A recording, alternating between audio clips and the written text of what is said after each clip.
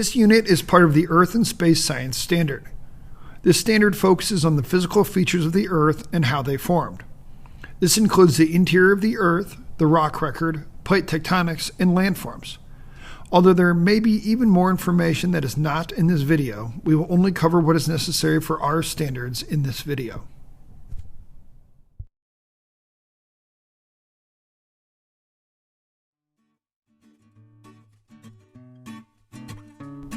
In this unit, we will learn about dynamic changes of Earth's surface. This video will cover subducting continental and oceanic plates, 4 features caused by plate boundaries, the formation of the Hawaiian Islands, volcanoes, and glaciers. First, let's discuss subducting continental and oceanic plates. There are 2 different types of plates that we will cover: continental plates and oceanic plates. The continental plate is where most land sits on, and the oceanic plate is underneath the oceans. When the oceanic plate collides with the continental plate at a convergent plate boundary, the oceanic plate sinks below, or subducts. We call this occurrence subduction. The heavier, denser plate will sink below the lighter, less dense plate. In this case, the oceanic plate is denser than the continental plate. Next, let's talk about 4 different features that are caused by convergent and divergent plate boundaries. Convergent plate boundaries are where 2 plates come together. As these plates come together, they can do a number of things. They can smash into each other where both plates will be lifted up, creating a mountain. This occurs between 2 continental plates that are about the same density. 2 plates at convergent plate boundaries can also move into each other where one plate will go underneath the other, creating an ocean trench. This, as we already mentioned, is an area of subduction. Remember, during subduction, the oceanic plate, which is heavier and denser, sinks below the continental plate, which is lighter and less dense. On the contrary, divergent plate boundaries are where 2 plates spread apart from each other. When this happens, a rift valley can form, which is just a valley in the ocean. Another feature that can form is a mid-ocean ridge, which is an underwater mountain chain. Mid-ocean ridges are created when the crust splits apart and magma rises up, cools, and becomes solid rock. Because new crust is being created here, divergent plate boundaries are known as areas of construction. Specifically, the Mid-Atlantic Ridge is responsible for creating new crust in the Atlantic Ocean. As this ridge moves, it creates seafloor spreading. The further and further the crust moves away from the mid-ocean ridge, the older it is. As the seafloor spreads, the continents are also moving as well.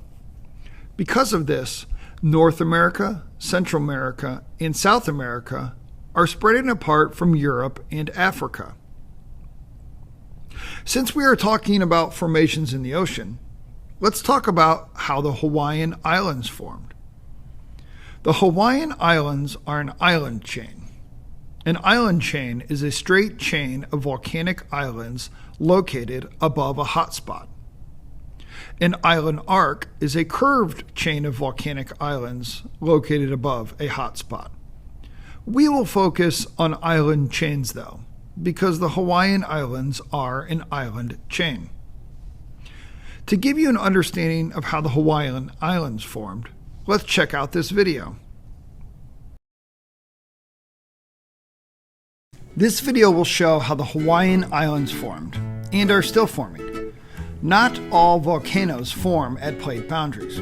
Some form instead in the interior of a plate, where geologists call them hotspot volcanoes, or simply hotspots or mantle plumes. One explanation of such activity is the presence of a mantle plume, which is a regionally restricted area of hot rock rising inside the asthenosphere. When it reaches the base of the lithosphere, the rock partially melts, sending intrusions of magma upwards into the plate. Some of this magma erupts to form active underwater volcanoes, or, if activity is sustained, an active volcanic island. An entire chain of such islands forms because the plate carrying the volcanoes moves across the stationary hotspot inside the asthenosphere. This movement slowly carries the active volcanoes off the mantle plume, causing it to go extinct. A new island grows in its place over the plume. The further away from the mantle plume, or hotspot, an island is, the older it is. As we can see here, the islands are not floating away, but rather the plate underneath them is moving. When the plate motion changes, so does the direction of the volcanic island chain. Here, we can see that the plate has shifted in a new direction and is now moving up and to the left. With this being said, remember, the islands aren't floating away, but the plate that they are attached to under the water is moving. The inactive older islands cool and subside with distance to the heat source and experience significant erosion. With time, former hotspot islands turn into smaller, shallow islands and ultimately become underwater seamounts. A seamount is a former island that has eroded so much that it is now underwater. Notice that the further from the hotspot, the smaller the island.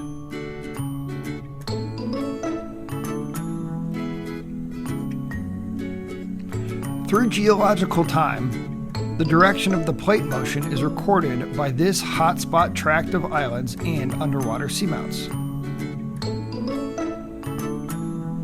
All in all, the youngest island is above the hotspot, and the oldest island is furthest away from it. The plate is moving in the direction from youngest to oldest islands, and what we see here is a representation of how the Hawaiian Islands formed and what they look like today.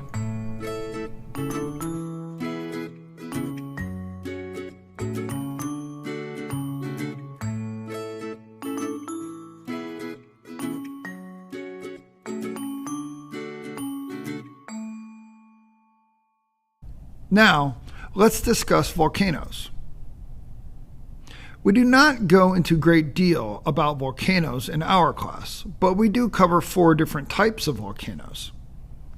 Composite volcano, also called a stratovolcano, cinder cone volcano, shield volcano, and a lava dome. A composite volcano, also called a stratovolcano, is a tall, cone-shaped volcano in which layers of lava alternate with layers of ash and other volcanic materials. Whenever you see the word strata, as in stratovolcano, this means layers. Mount St. Helens in Washington is a famous composite volcano. Erupting in 1980, Mount St. Helens volcanic ash cloud drifted east across the United States in just 3 days and encircled Earth in 15 days. A cinder cone volcano is a small, steeply sloped volcano that forms from explosive eruptions of pyroclastic material. A notable cinder cone volcano is Wizard Island, a magical place worth visiting by boat and by foot. Wizard Island is an ancient cinder cone volcano located on Crater Lake at Crater Lake National Park in Oregon. The island was named by William Steele in the 1880s because its shape reminded him of a magician's hat. A shield volcano is a low, flat, gently sloping volcano built from many flows of fluid, low viscosity basaltic lava. Mauna Kea, a dormant shield volcano on the island of Hawaii, is the tallest mountain in the state. It is well known to locals as, believe it or not, a great place for skiing and snowboarding. Many people travel to the mountain every winter because it often has snow at its summit and because there is a road leading up to it. A lava dome is a rounded mound of viscous lava that has been extruded from a volcanic vent. Nova Rupta is a lava dome in southern Alaska, located within Katmai National Park. Its violent eruption, which began on June 6, 1912, and lasted 60 hours, is considered the largest volcanic eruption of the 20th century. According to the National Park Service, it spewed more than 30 times more magma than Mount St. Helens. Now, let's discuss our last topic, glaciers. Glaciers are a large mass of moving ice and snow on land. There are a few features that we cover from our standards. These include drift and till, moraine, esker, the head of a glacier, the terminus of a glacier, and a crevasse. Drift and till are rock material carried and deposited by glaciers. A moraine is a deposit of till that marks a former position of the ice, similar to an esker. The head of a glacier is the upward end of a glacier, while the terminus is the downward end. Lastly, a crevasse is a large crack or fissure in a glacier. Now let's check out this glacier video. This video will show how glaciers shape the landscape. Glaciers are frozen rivers of ice, which have immense power. Glaciers are so powerful, they can carve huge chunks out of mountains as they flow downhill. This makes them one of the most powerful natural tools on our planet. Glaciers are sometimes called nature's bulldozer. Just like a bulldozer, glaciers shape the land in three ways. First, glaciers pick up material and transport it. We call this erosion. Water flowing along the bottom of a glacier seeps down into the rock below. When it freezes, it opens up the cracks in the rock. This is known as freeze-thaw weathering. Then, as the glacier flows downhill, pieces of rock come loose, and the glacier pulls them along with it. We call this plucking. These rocks and stones scrape along the glacier bed like sandpaper, taking more rocks and stone along for the ride. This is called abrasion. Second, the glacier transports this eroded material as it flows downhill. Some of it is hidden inside or at the base of the glacier, where it cannot be seen. However, it is sometimes transported on the top of a glacier. This is why glaciers often look dirty. As the glacier flows down a mountain, it gets warmer and starts to melt. Similar to a snow person, anything that cannot melt is left behind. As the glacier melts, the rocks and stones fall to the ground. We call this deposition. By now, this material is a mixture of rocks, stones, sand, and clay, known as glacial till. The melted ice turns into meltwater and flows downhill to join a river or a lake. Today, glaciers only exist in the coldest parts of our planet. During the last ice age, glaciers existed all over. Although the ice has melted, they have left behind some amazing scenery. As our climate continues to change, many of our awesome glaciers are melting fast. So, if you have the chance, head out to see the nearest glacier while there's still time to see nature's bulldozer in action.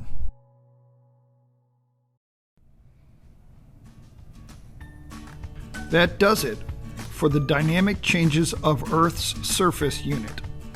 You should now be familiar with subducting, continental, and oceanic plates, 4 features caused by plate boundaries, the formation of the Hawaiian Islands, volcanoes, and glaciers. Thanks for watching, and we'll see you next time.